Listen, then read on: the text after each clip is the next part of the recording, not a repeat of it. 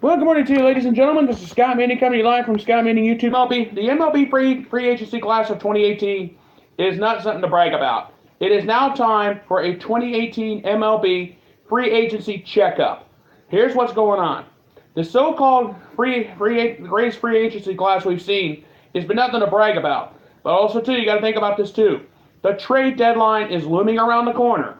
It's going to be here before we know it. July 31st is the trade deadline to get all the trades done. But I'm going to tell you something. There are some players on here that are trending up or trending down. I'm going to talk about, there's 8 players I have on the watch list that I'm paying close attention to. And I'm going to give you my opinion on all of them. So we're going to go ahead and go right into it. So let's have some fun with it. The first player I have on my watch list is Washington Nationals' Bryce Harper. Bryce Harper has been trending down. He started off the season sizzling in style, hitting 8 home runs and batting he had a .315 batting average, but in the first 17 games of the season. However, in the last 52 games of the season, Harper has only hit .183 with 11 home runs in the last 52 games. He's only hitting just .164 on ground balls, and his fly ball pop-ups have been nothing to brag about. He's only hitting .149 for the season, for the month of June, I should say. He's only hitting .149 for the month of June, and that is horrible.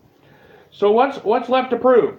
He did win the 2015 NL MVP award. He won that when his WAR average was 10.0. Last year's WAR average for 2016 was only 1.5. The problem is with the Nationals, he's been expected to put back to back great seasons. He's a $400 million player, for crying out loud. But his plummeting batting average is not helping him any at all. So my concern with Bryce Harper is he's not done anything. He started off red hot, then he's just gone stone cold. He was hitting .315 at one point, now it's down to .183, and he's only hitting .140. He only has a .149 batting average for the month of June. So is there concern there? Yes, there is. So now here's the question. We have the 5 potential fits for Bryce Harper. They would include the Nationals, the Phillies, the Yankees. It would be the Washington Nationals, the Philadelphia Phillies, the New York Yankees, the San Francisco Giants, or the Texas Rangers. I think the best fit for him would be the Texas Rangers because the Rangers outfielders are hitting a lackluster. Their batting average has been a lackluster .230. Their on-base percentage has only been .316. And their slugging percentage has only been .387. That's not good. The Rangers are dead last in the American League West right now. They can use a bat like Bryce Harper, but I'm telling you, Harper needs to get red hot now. Because he started off red hot with .315, now he's only hit .183 in the last 52 games, and he only has a .149 batting average for the month of June. That's not good. So Harper is trending down. He's losing money like you wouldn't believe.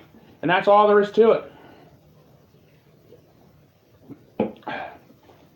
And I'm telling you, Harper, you need to get red hot, man. You got to go on a red hot streak. You can't be hitting numbers like this on a team like the Washington Nationals. They're trying to compete for the National League East again. And they did beat the Phillies 8-6 last night. But they got to get going here. Or Harper's got to get red hot. Or the Nationals are in trouble. And that's all there is to it. Now, the next person I have on my watch list is Baltimore Orioles' Manny Machado. Despite the fact that the rest of the Baltimore Orioles have basically imploded, he's been trending up. Machado's been hitting .310. He has a .310 batting average. His slugging percentage is .377, and his on-base percentage is .567. He has the lowest strikeout rate and the best walk rate of his career. Now that's very good. He's a great hitter, despite the fact the Orioles have flat out imploded. They're dead last in the American League East. So what do you think? What would be the best thing for him? You're seeing it right there. But what's left to prove? His defensive metrics at shortstop are a -15 defensive runs saved, the worst in the majors. He's got to play better at shortstop.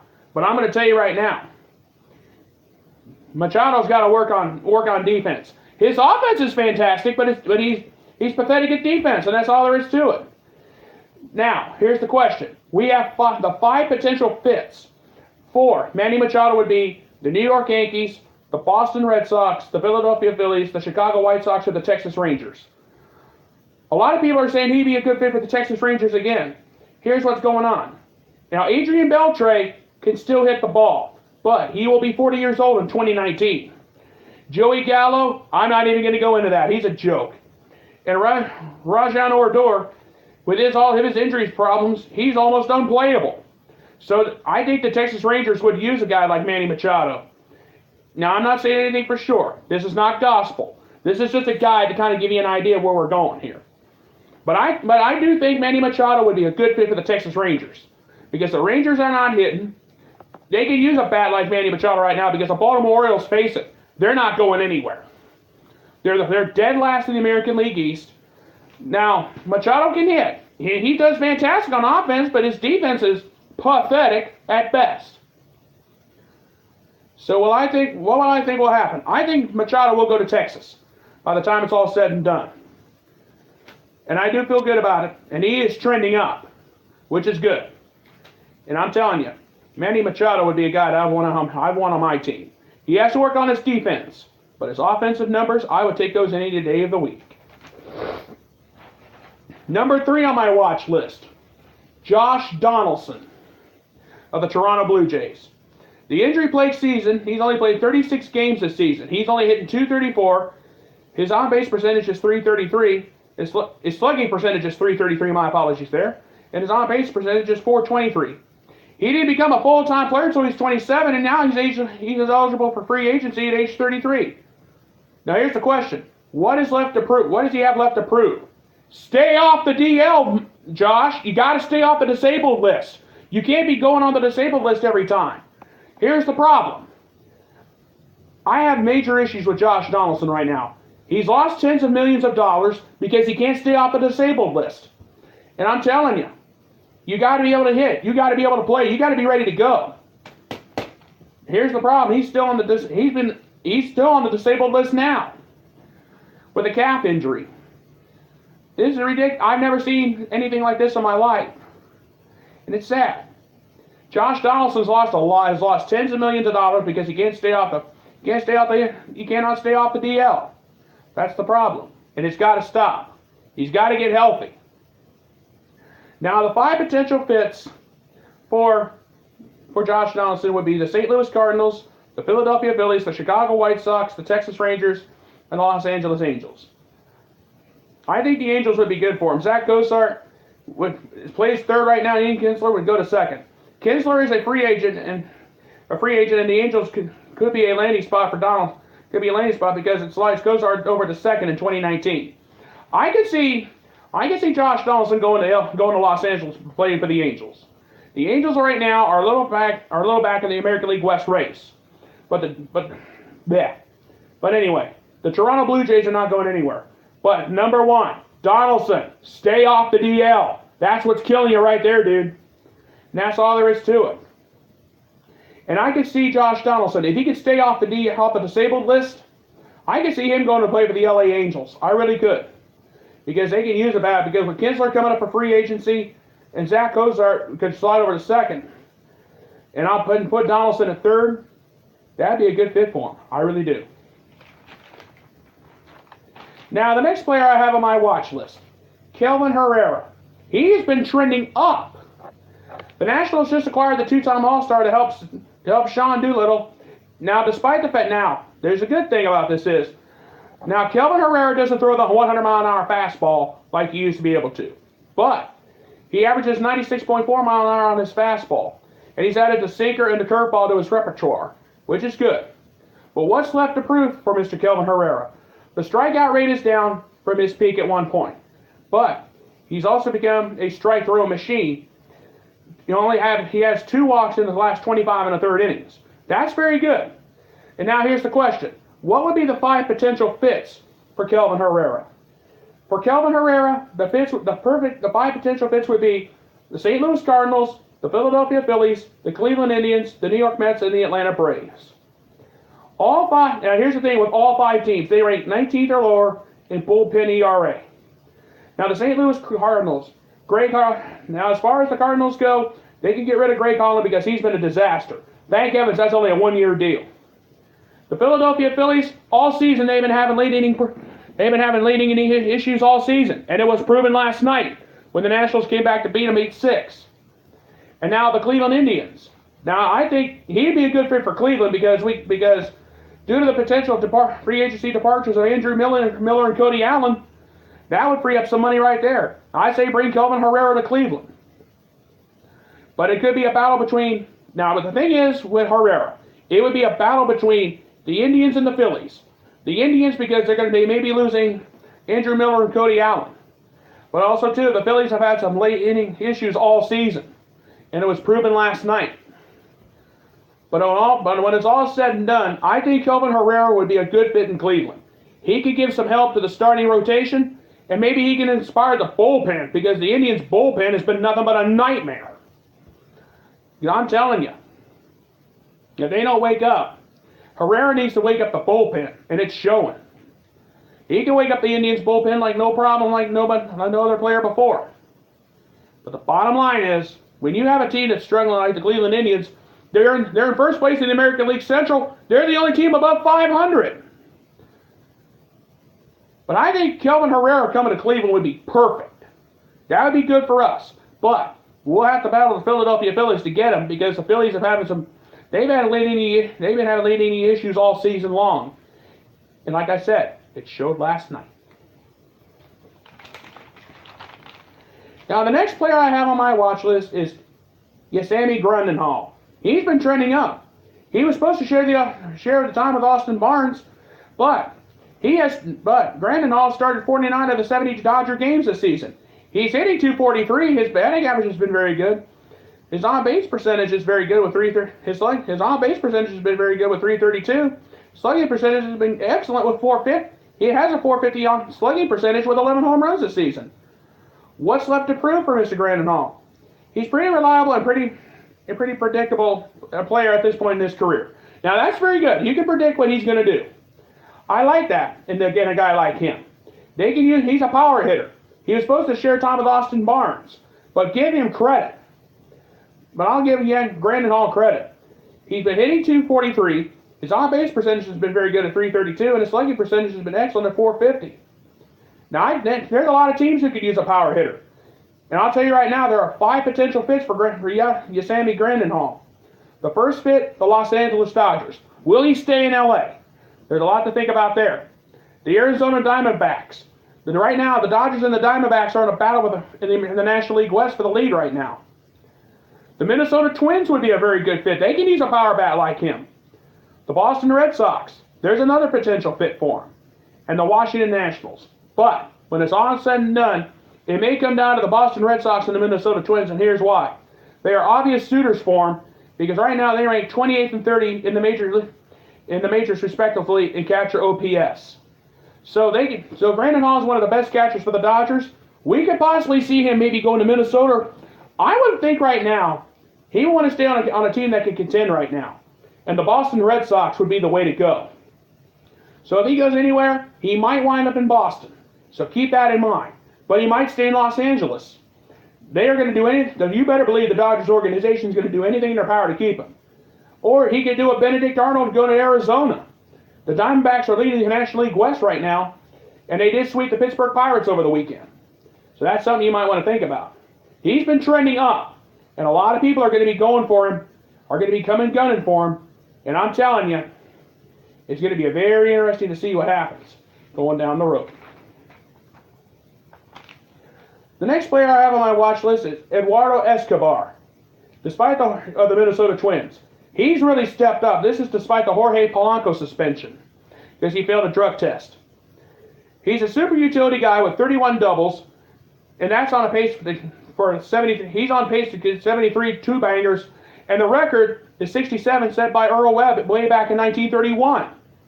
He's on the pace to have 73 doubles for the season. He could set the team record set by Earl Webb in 1931. What's left? What's left to prove? His power is no surprise. 21 home runs and 457 at-bats in 2017. He's on pace to have 180 extra base hits.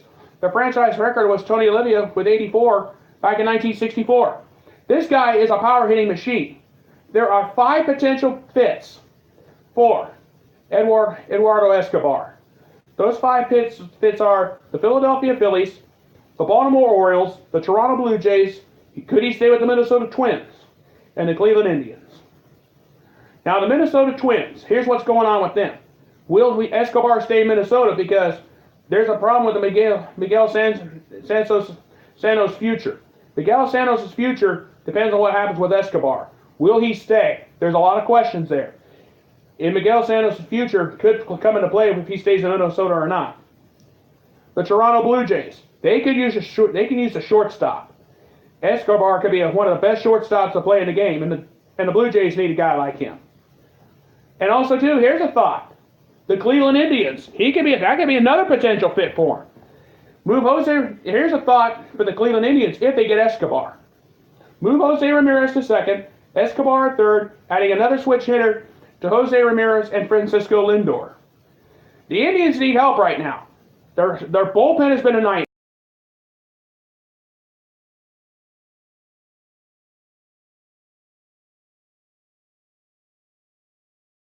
Once the heat turned on, the Indians got red hot. When it was cold when the season started, they were stone cold. That's how it is with Cleveland. You got to understand, I'm a Cleveland guy. Now I live in Columbus. I'm hearing now the Indians are leading the American League Central. They're the only team above 500.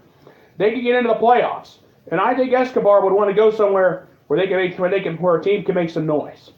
I really do. Next on my watch list. The next player on my watch list is Houston Astros pitcher Dallas Keuchel. He's been trending down. That's not good. He's been fine with a 4.15 ERA, but given his fastball velocity and minor injury issues in the past, he's going to miss out on a $100 million mega deal. That's not good. What's left to prove? Nothing really. He is who he is. He is a player that will not beat himself. In 2015 and 2017, he had a sub-3 ERA, and his ground ball rates were excellent, 60%. But in 2016 and 2018, they've fallen down a little bit to 58%. So the ground balls for him have been a problem. He has a 4.15 ERA, so he's trending down a little bit, and he has had some minor injury issues. So that's something to think about for Dallas Keuchel. So, what are the five potential fits for him? The five potential fits are the Houston Astros. Will he stay in Houston? That's a question there. The Texas Rangers. That's something to think about. He won't go to Texas. The San Diego Padres. Nah, they're not going to contend. The Los Angeles Angels. Nah, they might. He might. And the New York Yankees. That's a possibility. And here's why. Keuchel always seems to pitch well at Yankee Stadium. He has a 2.545 ERA. No home runs in 33 innings. Except for the 2015 wildcard game. I'm going to tell you something. I could see Keuchel either staying in Houston or going to New York to play for the Yankees. I could see that because Keuchel seems to pitch well at Yankee Stadium, and the Yankees need pitching. Yankees general manager Brian Cashman, and I hate to say this, Astros fans, but Brian Cashman may be gunning for Dallas Keuchel because Keuchel pitches well at Yankee Stadium. And it was proven. It's been proven in the past and it's been proven in the playoffs.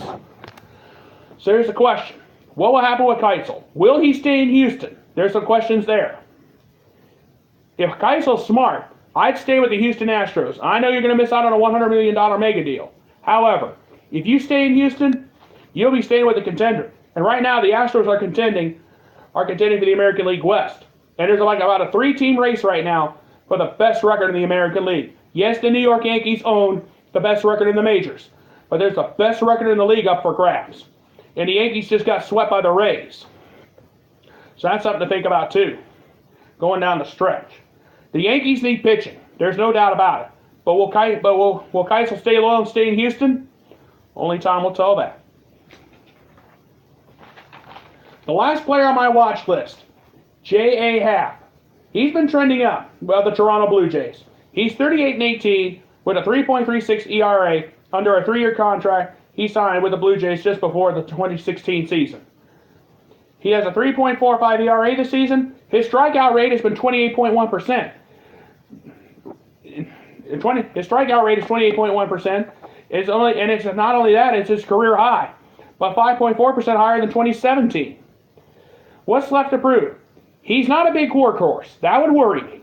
He's not a big workhorse. He only averages fewer than 6 innings a game. And he'll be 36 in October. But he has figured out a way how to succeed by throwing to 70% fastballs and sinkers. And that's good. Yeah. I'm sorry. I'm trying to wake up this morning here. I apologize for that. The 5 potential fits for J.A. Happ are the New York Yankees, the Seattle Mariners, the Texas Rangers, the Oakland A's, and the New York Mets. Will Happ stay in Toronto? I'm not sure. Happ may go to the New York Yankees. With numbers like this, the Yankees need starting pitching, like I said just a minute ago. Now, the problem I have with Happ, and a lot of these teams will have with him, he's not a big workhorse. He only averages 6 innings per game. But also, too, he'll be 36 come October. But he has figured out how to throw. He's figured out how to succeed by throwing over 70% fastballs and sinkers. And the Yankees can use some pitching right now because the pitching has been bad. And it was shown last night. However, the New They may be looking for a pitcher when they get rid of Noah Syndergaard and Jacob DeGrom. That's been something to think about too. So the 2 New York teams may be fighting over J.A. Happ because the Yankees pitching has been nothing to brag about. That's all there is to it. Now the New York Mets, they're trying to get rid of Jacob DeGrom and Noah Syndergaard because they haven't been playing good this season either. Mets fans, you may be losing those 2. So will the Mets be the ones to get J.A. Happ? That remains to be seen. But they may have to fight the New York Yankees over him by the time it's all said and done. Something to think about as we get closer to the trade deadline. Well, ladies and gentlemen, the MLB trade deadline is July 31st. These eight names I've mentioned could be a lot of money. I mean, you got Dallas Keuchel. He could stay with the Astros, or he could go to the New York Yankees. J.A. Happ's the same way. Bryce Harper, he's got to start hitting before he can really talk about a trade deadline. His numbers have been stone cold. Just to give you some ideas where things would go. Now, the reason why I use this today is this is not gospel. This is just a guide to give you an idea of how things could go. So that is the checkup list for this year's trade deadline for the day. But you know something? The All-Star game is coming up here in a few weeks. And the trade deadline is going to be here before you know it. Just some food for thought on this day. And just something to think about as we go forward, as we head down towards the trade deadline. You better believe there's going to be some wheeling and dealing when it comes to trade deadline. And then before you know it, we'll be talking about the postseason in Major League Baseball. All right, folks, I'm going to go ahead and get on out of here. I want to thank you guys for taking some time with me here this morning. My name is Scott Manning. Please subscribe to my YouTube channel. Just type my name and look for this pretty face, and you'll see all the YouTube sports videos that I have done so far. Until we meet again tomorrow morning, this is Scott Manning saying have a great day. Thank you so much for being with me on this day, and you guys have a wonderful day. Goodbye, everybody. Thank you.